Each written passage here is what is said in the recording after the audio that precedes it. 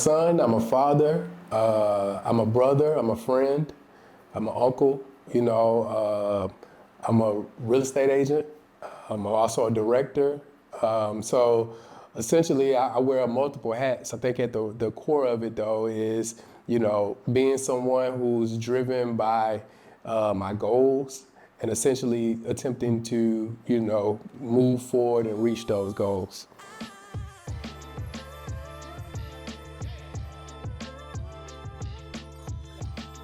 A lot of opportunities to kind of rebuild, for sure. For sure. This is Allendale Drive. We used to walk down. When I was in elementary school, my elementary school is actually on down this road. Used to walk to school pretty much every day. At that time, it was more of a middle class, predominantly black neighborhood. Like, I see your parents, black home, being in a black neighborhood and black home ownership, is still like pride in you? Right. To own where you live and to, maintain, keep it up. That was a big part, making sure, regardless whether it was something large, something small, just taking care of what you had. That was definitely important, So that was regardless whether it was shoes, whether it was your clothes, just taking care of what you had, taking pride in, all you had. I don't know if you paid attention, but going to my house on the left, there was this big building where the football field was. Yeah, I know that. That was the middle school. That's where we went to middle school at. And then this was just the high school. But now they done renovated this and they done made it like kind of middle and high. Coming from Puerto Rico at the time, my parents, coming from divorce, and I was, like you're a kid, right? You know what I'm saying? So you don't really know what's going on in like the new worlds that you just kind of place in. And one thing that was very genuine about Kedric Cap, he just had this great big smile, the same smile that he gives you, and it was so warm and it was so welcome and it was so genuine, And like, I felt noticed, you know what I'm saying? Like, he turned around, I was sitting behind him. He turned around, like, he had some J's on. He turned around and he was like, hey, man, what's up, man? What's your name, man? And I was like, yeah, man, I'm Randy, whatever. He was like, yeah, I'm Cap, you know what I'm saying? And like, to just think about us being 13 and looking at our 39-year-old selves, you know what I'm saying? It's amazing, man, it's a blessing, like.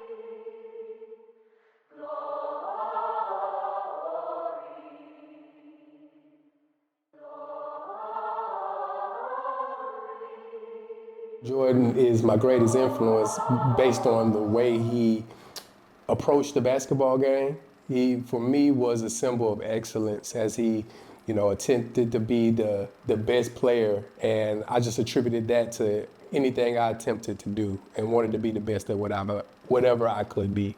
Because he is a wonderful husband, great father, and a great son. He takes very good care of me now that my husband has passed away.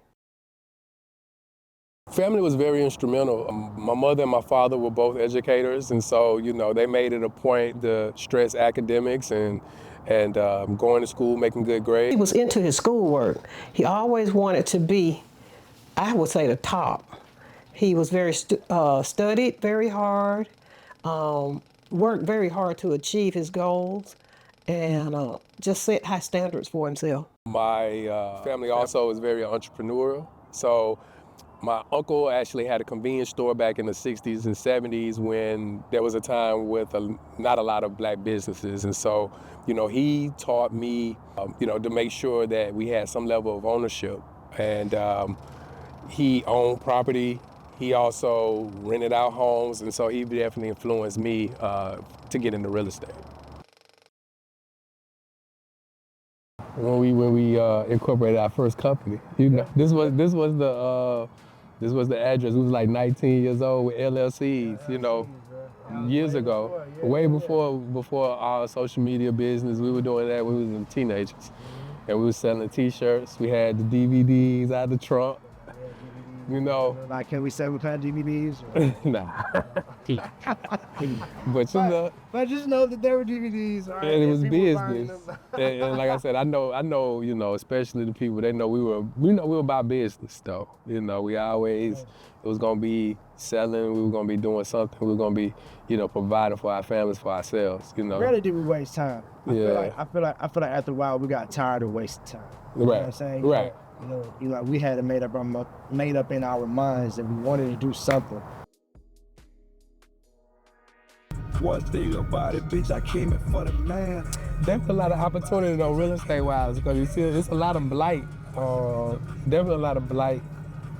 You know, definitely a lot of opportunities to kind of rebuild for sure. Say about 50% of black families actually own their property. I think that, you know, looking at the way that the market is now, there's a lot of skepticism as it relates to lenders and banks discriminating. There's also been some articles in the news about appraisers undervaluing black homes. You know, we have to kind of get over that skepticism and just go for it, go for it, go for it. You know, there's always been obstacles with whatever we had to do, but you can't allow that to, you know, stop what what your goals are.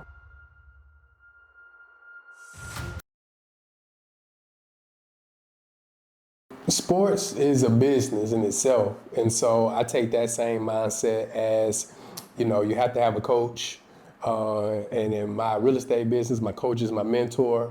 I have teammates, and so these are people that allow the transactions to close, and so we all work in tandem to, you know, ensure that we reach our goal, which is closing deals and ensuring that our clients, you know, reach their goals. So essentially, we work together to make sure that we get the result that we're looking for. You know, another word that I would bring up with Kedric is business. I always knew Cap was gonna make me some money. Cap was gonna make me some money. And I'm not saying that for this camera, I'm saying that because I was there making some money with him, you know what I'm saying? And also like to hear his plan and like hear his vision, you know, like there's a lot of African American men who don't have a vision, you know what I'm saying? And like that's another thing that I appreciate and I gain energy from Kedric is because he had a vision, you know? And a vision, a lot of us don't have a vision. You know what I'm saying? Like a lot of us are drifters, and like that's something that Kedric isn't. You know, that's something that Cap. You know, Cap already knew he wanted some money. Cap knew he wanted to get up out of making. Cap knew, you know, he wanted to, you know, have an empire, enterprise, or you know, do like it wasn't always real estate, but still business. You know what I'm saying? And you know, one goal that he would always say, man, like when we were in high school, and then when we got to college, he was dead set on it. You know, he was like, yo, I'm gonna give me a job and I'm gonna make 6 figures. And again, you know, coming from where we come from, I mean, 6 figures is like, man, you black, man, like, he from Macon, like, 6 figures, you? I came to Atlanta for school, so I went to Georgia State. That's where I pursued my degree in business administration. And after I got finished with my undergrad, I pretty much stayed here, worked in corporate America to pursue my career in financial technology. Again, he had that vision, you know, and like, no matter what was going on, you know, he stayed true to that vision. And I was there every process, like every, like, through it all. Ups, downs, bads, good times, best times, worst of times. I seen him in his vulnerable states, I seen him at his, he gonna be cool. Like, you ain't gonna know what's going on with him. Like, you're not gonna know what's going on with him. You know, a lot of us, you can look at us and tell we're falling apart, right? But with, you know, with Cap, like, he's just like, you know, you can't tell. You know, like, he ain't gonna mistreat you. He ain't gonna switch it up. He ain't gonna not answer your calls. You know what I mean? A lot of us get in, you know, fiery situations. And again, I've been there through it all, man. You know what I'm saying? Like, I seen when he lost, I seen when he gained. You know, I seen him make this much money and then make them 6 figures. You know what I'm saying? And like, and he ain't changed. He always kept it solid with me. And I'm not saying this for the camera. I'm saying this if I was having a conversation with you without the camera. I'm gonna say this at his funeral, if I, like, you know what I'm saying, if he dies in front of me. I said something great at his wedding. You know what I'm saying? Because I've been there, I know Cap, you know? And I love that dude. He's a good dude. Right now, we have to look more so to ownership, you know, owning, shopping with each other, stimulating the dollar amongst our community, ensuring that, you know, when we buy black, you know, we're also benefiting that person's family, that person's you know, generations. And so, you know, making sure that we circulate the dollar within our community, and not necessarily just our community and other communities as well, but more specifically ensuring that we do have some level of circulation within our community. Now, of course, in the news, you hear about interest rates rising, and you hear about the values of the properties a lot higher. But I would say currently, you know, homes are sitting on the market a little longer than years previously. So there are some opportunities to, you know, allow the buyers to at least, you know, have some cushion or negotiate for lower prices or certain concessions from the seller. Years previously, it was definitely a seller's market. Right now, it's kind of leveling out right now. My name is Kedric Carswell. My name is Kedric Carswell.